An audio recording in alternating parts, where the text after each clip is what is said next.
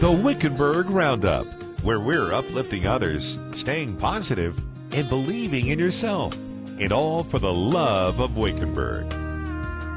From the Wickenburg podcast headquarters at the world-famous La Siesta Plaza, here's Richard Johnson. Hello and welcome to the Wickenburg Roundup. This is a fun day we've got today. It is Gold Rush Days in Wickenburg, Arizona, but I've got Claire here. She works here locally. She is a great photographer. She was taught by one of the best, but a very special guest, We have Will Roberts here. He's been in all sorts of things. I'm going to let him talk about everything that he's into right now and what he's done. But Claire, welcome, and Will, welcome. Yeah, welcome. Yeah, thank you for coming in. Will, first, I know we just got done watching his show, and I told him it was getting better every year, and he said, well, because why was it bad before? Or, yeah, right. You know, like this year is amazing. I'm like, what about the other years? Yeah, they're all great. I appreciate it. Tell us, what was your first year here in Wickenburg doing the show for the Chamber? Wow, this is like, I feel like my wife is asking me when our anniversary is, but you know, first of all, I want to say that one of the reasons why it's easy for me to elaborate, have fun in this is because, again, I call this my second home because I think it's been 9 years, and that's 105 in dog life, I think. But it's just such a great, I love everybody here. It's my second home. And so it makes it easier for me to elaborate because as a performer, and you all know, as a performer, that when you are so comfortable in this atmosphere about being on stage, but yet you are conscious of everybody around you, and when everybody around you gives you that community and that love, I have to say, I'm going to have to give more credit to the audience than myself. Well, I think the audience loved you today. Yeah, well, I certainly love them. So, and we got a bit of a a nice little brisk sprinkle, but we're good now and rodeo on.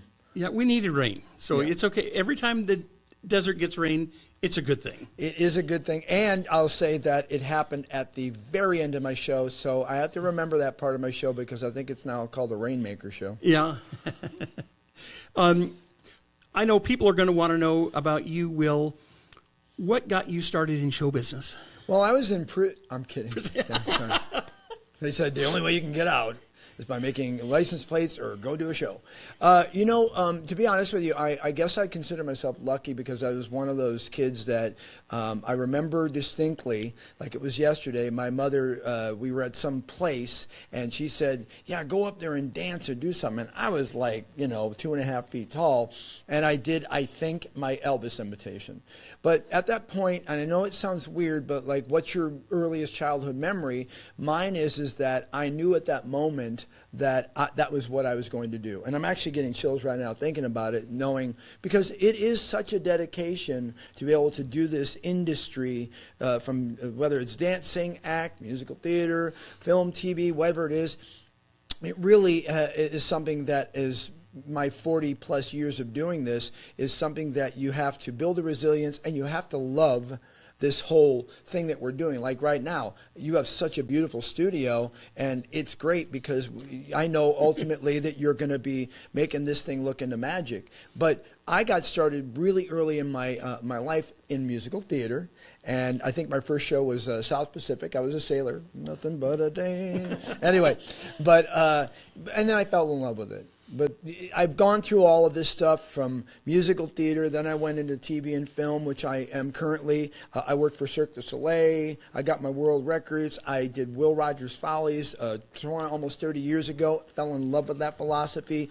And I'm actually glad to say that I am very happy that I've never gone off the path going like, I'm going to go do this, and it has nothing to do with my industry. Like I decided to, I don't know what, become a plumber. And there is absolutely nothing wrong with that, but I made the dedication that no matter what I did, whether it's technical or shooting at whatever, that I stayed in the industry because bottom line, I'm a really bad waiter. So. Well, I thought that's where a lot of guys started is, As a waiter? Yeah. Yeah, no. Well, in L.A., yeah, there might be. Everybody's a waiter in Yeah, LA wanting but to be an actor. yeah, absolutely. But I was so bad that it was, I mean, I was really great. I started as a busboy. I remember I was young, 16, 17 years old. And then they made me at one point, a host of a really nice place. And they're like, wow, everybody loves you. And they go, you want to be a waiter? And I go, yeah, but I'm really right brain, okay? So, and if you know anything about right brain, left brain, that means that I'm really creative. As I've gotten older, I've become more left brain, but we go, oh, it's so beautiful, and then we don't build it. But I'd get there, and they would go, hey, come here, Will. The managers and owners would go, we love you, they love you, but we can't have you as a waiter anymore because all the food's showing up cold. I go, oh, we're supposed to deliver food? Isn't it about the experience? Yeah. Anyway. I did a couple dinner theater shows, and of course they don't tell you until a day or two before that we're serving. And I'm all, oh, what? Really? Yeah, they didn't tell me. I said, we're doing this That's show, and it's so much awesome. fun, and now you got to serve people. I'm all, I had never done it either, and Dance and wait. Yeah, right. It was probably not. Yeah, it was probably not my favorite part, but it was definitely. I'm going to say I'm kind of in the hospitality business now, but I've learned to enjoy it now, or learn to love it now. And I want to put something on the end of that is that one of my favorite types of theater that I did for many years was British farce or farce stuff, and it was at dinner theater. Mm-hmm. And how much fun is that? You go in, everybody's usually ripped, and they're watching the show, and they're having a great time. And if you're on a comedy thing and during British farce and so on, I just think what a great experience that was for me. And they serve the food and, and so on. A couple more things that I just find very fascinating is Oppenheimer. Well, yeah. I mean, it's a pretty good film. Yeah. It was okay. Yeah, it's all right. 3 hours long. It only won 7 Sorry. Oscars. Yeah, I did look that up, and I didn't know how many. Yeah, 7. But you would be considered an Oscar winner. I would be, and the exciting thing is that at home, we also won the Screen Actors Guild Award for Best Ensemble, which was kind of cool because, we've been doing this for as long as you've been doing it, and we don't get this a lot. We don't, and we get this less. But the fact is that when I got into Oppenheimer, interesting story. By the way, how long is our show? You go as much time as you'd like. Okay, good. Interesting story about how I got into the show, or the film, is that I've been doing this for a long time. So I've got agents and managers all over the world, and one of my agents, who dear guy Mike Gerard, said to me, he goes a while before I got this audition, hey Will, we met for lunch and everything. That's what they do in Hollywood. And he would text me at like 1 in the morning going, hey, you got an audition. And my wife would be like, who are you texting? And I go, it's my agent. She goes, okay.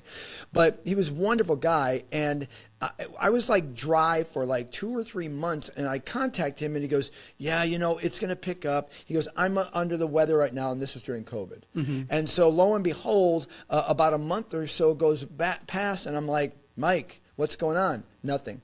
He goes, hey, about 2 weeks later, he goes, well, look, I'm in the hospital. I'm okay. I'll be good. Well, another month goes by, and I'm like, I'm not getting any auditions, and I'm kind of getting freaked out. Lo and behold, whatever it is you believe in, manifestation or whatever, I got an audition, and I'm like, oh, I was starting to worry. And it was an audition for a film called Gadget. Now, I looked at this, and I'm like, I know the casting director, John Papsadera, Yellowstone, Westworld, 1883, Oppenheimer. And I looked at this, and I'm like, wow, this is a big film, because it said Universal, it said John Papsadera, and it said Gadget. There was nothing on the books. And the script I got, the side, was literally some generic, like, military guy talking to some other person, which was never in the film. Mm-hmm. And it was basically what we call a fake script that they just want to see and put you and look and see whether or not you fit in a particular role. So I do the audition, I get it, self-tape, got my studio set up and everything, and I had a friend of mine who's a coach, and she said, yeah, do it one more time, just slow it down and enjoy it a little bit more. I'm like, it's not exactly an enjoyable scene, but I did it, and I sent it in, and there was a block because we submit. And I'm like, why can't I put this through? And I'm trying to call my agent, Mike, what's going on? No answer. His office, no answer. Longer of the short of it is that I literally I had to find another agent to push the audition through, because we can't do that. We just have to submit, and we send it, and we go, and then we let it go. And I got nobody. And so finally, I got another agent on the side, and she put it through. Her name is Lauren Green. And if you're old enough, you know that sounds like Ponderosa or whatever. And it's a woman. And she goes, here, I'll push it through to you. I go, oh, thanks, thank goodness. Well, consequently, she gets a hold of me via email, and she goes, like 20 minutes later, she goes, you're pinned, which basically means that they went, here, oh, it's backdrop, it moves.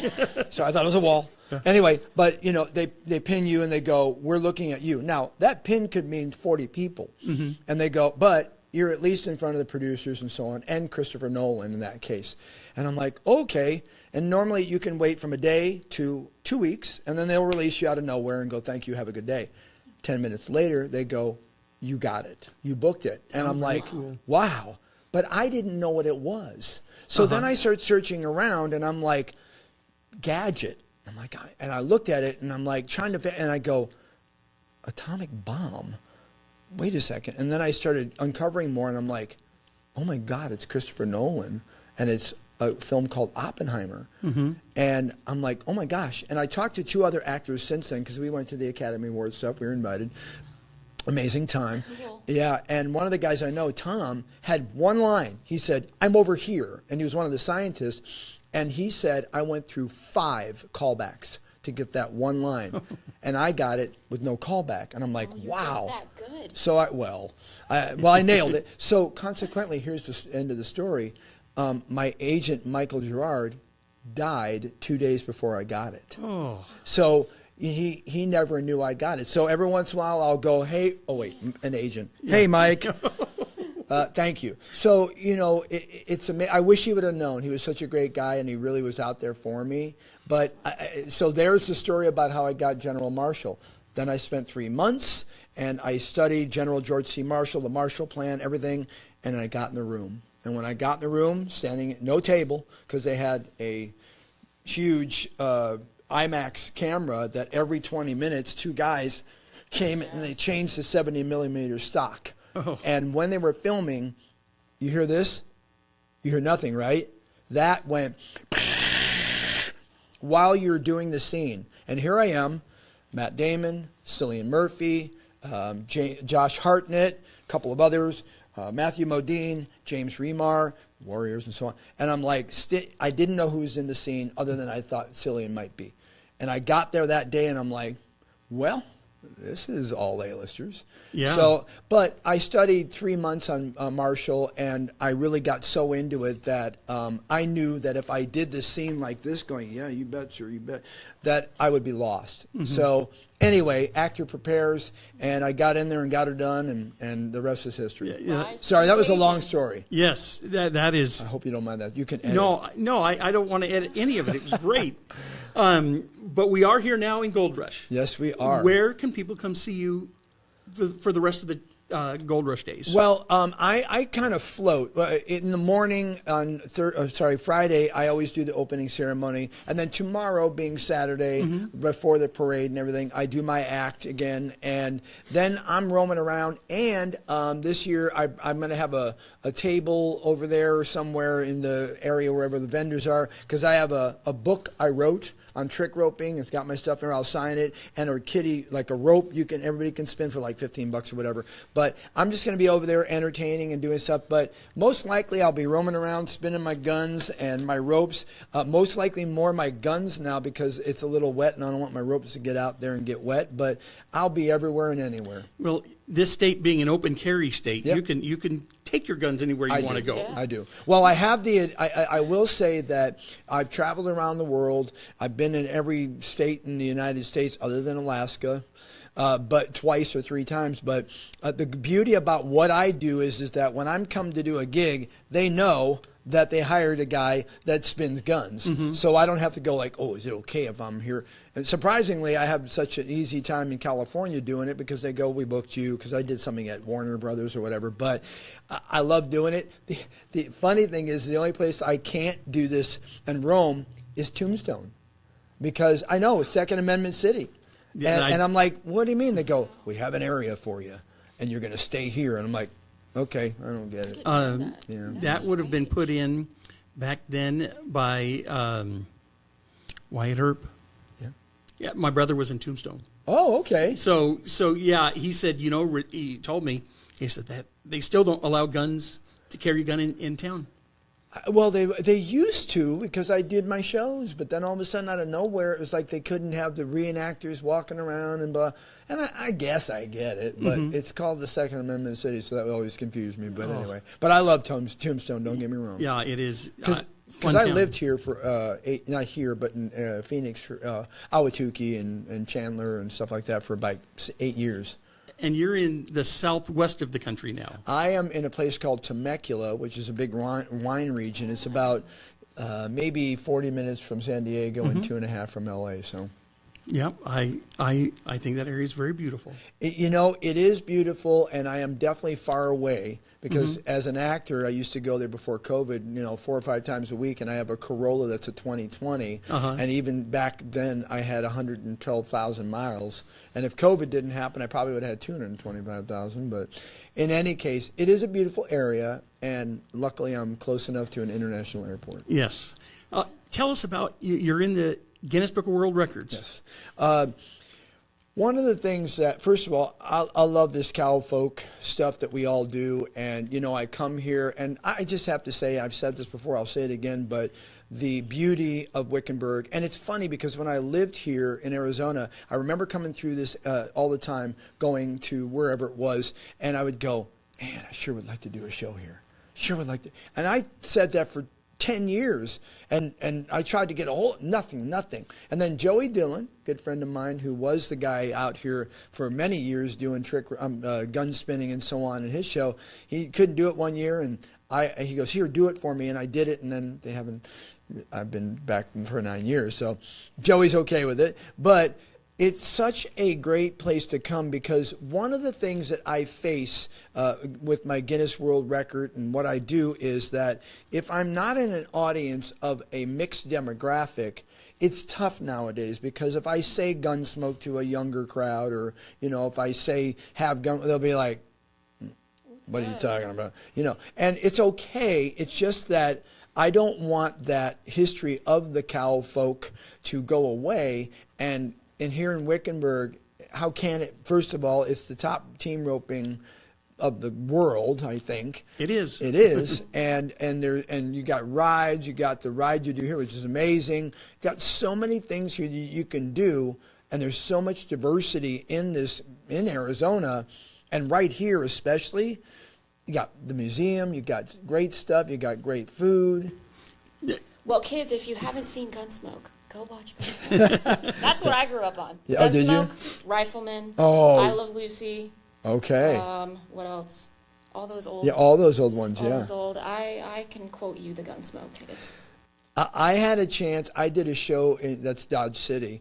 I forgot the gentleman's name. I did a 2-day show in a big theater there, and there's a Gunsmoke walk of whatever, and Marshall Dillon, and that's basically where it all kind of came from. But again, like that, Wickenburg is iconic, and there isn't a lick of this place that isn't has the culture and the history, which is wonderful.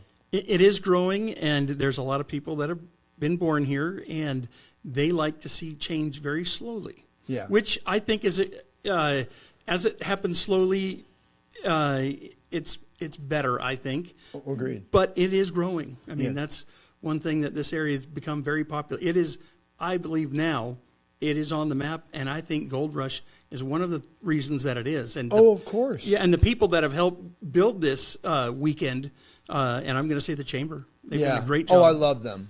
I mean, from Julie and when I started to, where we are now. And the point is that they're keeping that West alive. And I'll say, because I've traveled around, let's just say United States, like I used to love and do, forgot the name of it, Bob Bosbell did it at Durango. And Al Harper, who runs the air railroad there, and 200 of them around the country and world.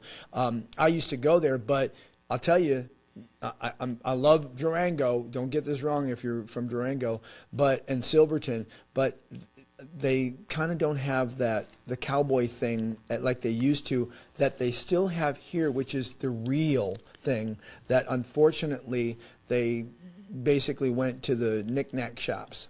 As I was growing up, I got to go. My brother loves trains. I love trains. I do too.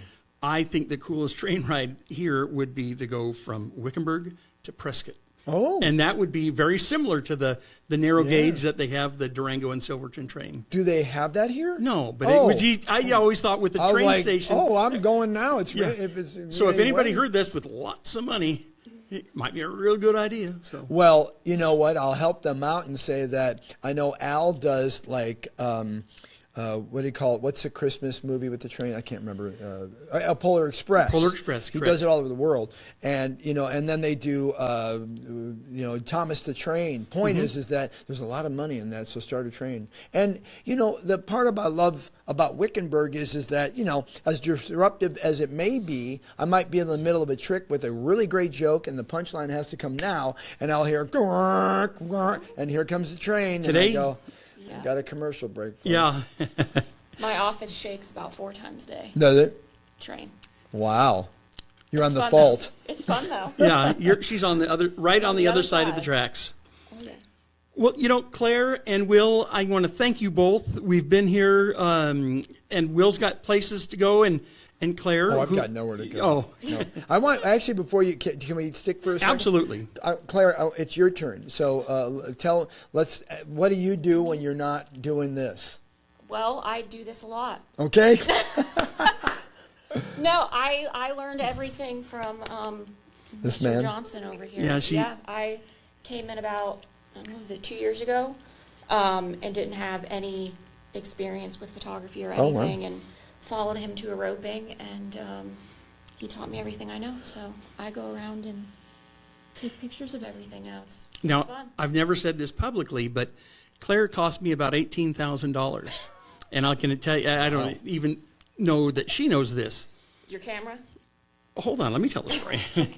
love it. As we're shooting side by side, and I've had DSLRs, and Sure. they were nice, and I had great lenses, and I'd get a good picture, and then she'd be standing right next to me and with her 5D Mark II and take a picture, and I'm going, my $5,500 camera doesn't look as good. Not that Mark V or R5s are still expensive, but I'm going, I'm going to have to switch over eventually. Last summer I switched over, and Canon's very proud of their new equipment. But You mean their mirrorless? Yes. Yeah. I am still more comfortable with my DSLRs, but I shot for so many years with them. Yeah. But I'm getting more and more comfortable. Today, as we're both taking pictures of you, I said, Claire, can you help me with this one setting? And she, oh yeah, here you go, boom. So she helped me. So now she cost me money, but she helps me. So. But you know what? There's an interesting conversation here, and I hope you don't mind if we have this. But the demographics of younger people getting mentors that are capable and have that and carrying on, and also in your case learning, because I always believe no matter what you do, because you have to, if you don't then you probably die on the vine, but learning from people. I have no ego if someone says to me, like, I have a GSL, I have a GH5, and I love the GH5. It's what we call the poor man's red, and it's great video, not great because of light. Yeah, it's red. But the point is that if you have people and you create a team that you are help building, and then they even go past you. I mean, we always say we want our kids to be smarter than us, and she already looks smarter than you. Yeah, it's thanks. okay. But it's a good thing because, again, I bring it back to Wickenburg and how they've maintained their community and their philosophy of what it is like to be a person here in Wickenburg. And again, you're talking about one of the biggest rodeo ropings that exist. And now, if I'm not wrong, we added in the Thursday of the women's, what was it, team roping or Breakaway. Breakaway. was yesterday. Yeah. I mean, great. How many hours were you there yesterday taking pictures? I was there for 5. They started at noon, and they had 2 rounds, and they ended up having, I think it was 265 girls. Oh my so gosh. by the end of round 1 at 4:30, my camera had finally run out of juice, and I had to leave, and they still had an entire second round to go. Oh my. So yeah, there's a lot of activities, especially for Gold Rush, but roping and breakaway is getting really, really big here. Wow, that's great. I just want to ask you all a question. How's it going? By the way, this is an awesome setup you have. And what's the name of this podcast that we're doing? It is the Wickenburg Roundup. Right. Okay. And I worked for the Wickenburg Sun for quite a few years. Yes, you did. And when I first got started, I was so used to saying the Wickenburg Sun, I had to cut that part out, but it's like it came across so easily, but now I've got it down to the Wickenburg Roundup. Well, I'll be honest with you. I told you that I spent 30-something years in talk radio, and even to this date, I still do a lot of streaming and stuff, but I always put it on my camera. I go, what if I have a cut-in line? See the poster? Yeah. That helped me. Yeah, there you go. That's what I'm saying. So I can go like this. I can go, yeah, well, we're Wickenburg Roundup. But, that way you don't forget it. But in any case, this is phenomenal. And I'm just going to shoot to the camera right here and say that if you're watching this, you need to tell a friend about it because this is legit. He's doing and she's doing a great job at bringing this content to you. And by the way, contact them so you can sponsor them. And here's what I'd say.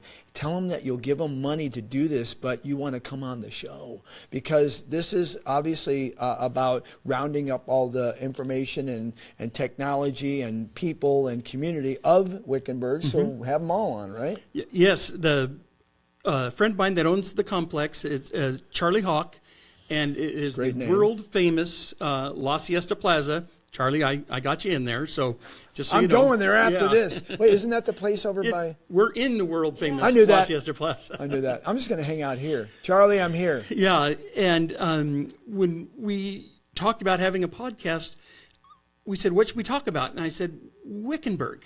And I go, what do you mean? Don't you want to focus it in on anything? I said, there is so much to do in this town that people don't know. It's like the ropers just think it's roping. I mean, there's folks that come here that are snowbirds. That's right. That they don't necessarily know that there's that much roping, but there is. We got rain today, but we got sunshine. Yeah, and all winter. The other thing I think is really important to point out about your show is that really, if you think about it, you're kind of the chamber on the air. Because when people are, no matter where they're at, because we already know that if someone types in Wickenburg and they see your show on YouTube or wherever you're putting it, Mm-hmm. then it's basically a great little travel log for people to go, oh my gosh, I want to go there because I love Arizona. Mm-hmm. So you all have a big task ahead of you, but I'm dying. I'm going to start subscribing right away and bring all my friends. Well, thank you. We very much appreciate that. Yeah, and I'll come on, and maybe I'll throw some roping content in there. Nice. Or something. I did take some B-roll of wheel roping, and it will make this. There it is. Yeah, now. it will There be I am, here. dancing around. Yeah, There you go. and the gun twirling. I got it all. Yeah. He got to show. He tried to catch a vet with it was with tough. horns. He was not a good. Yeah. He was not. He must have been a manager or something. Yeah. Normally, I'm like, come on, dude, follow instructions. When you were doing that trick, I know I've had that same steer. Where couldn't go, couldn't decide what speed he wanted to stay on. That's Just funny. go constant, Yeah. Because usually cattle will do that. No, and I was actually at the one of the steakhouses yesterday when I came in, and I'm sitting there watching some bulldogging, and I'm like, yeah, it got away. It got away. I'm like, yep, he got away. Yeah. So it's all right because sometimes it's not about the catch. Sometimes it's about the whole experience that you're in.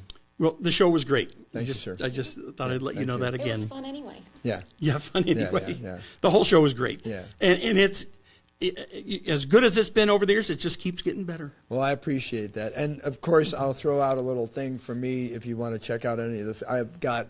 I'm supposed to go to Brazil and shoot 3 films, and then I'm supposed to go to somewhere in... where are the Van Trapps from?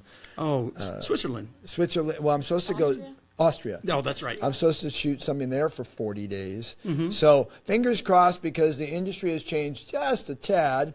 And now, as you all do this, just know that it's about us having the control now about making our own content, because that's what's happening. Yeah, it's happening a lot. Yes, it is. Because, let's be honest, those big boys out there, they don't have a pulse on the heart of what we're doing, and you are here and you do. So I commend you. Thank you. Both. They might be dictated. I know, again, when they are. Charlie and I started this, I said, I want things positive and Absolutely. uplifting. And any of us can go turn on some of the news stations, and there's a lot of news that isn't necessarily uplifting. I don't think any of it is. Yeah. And now, because of doom scrolling, and, I always tell people, I go, that thing they used to say about guys like squirrel, squirrel, or shiny object? Now I just go scroll, scroll, which is true. It's squirrel, scroll. It's about the same. And you get 5 seconds, so we probably lost 75% of our people after yeah. 10. Yeah, well. But it's okay. We got a hook. Yeah, we got Claire. Yes. Yeah, we got Claire. Look. So there it is. So there it is.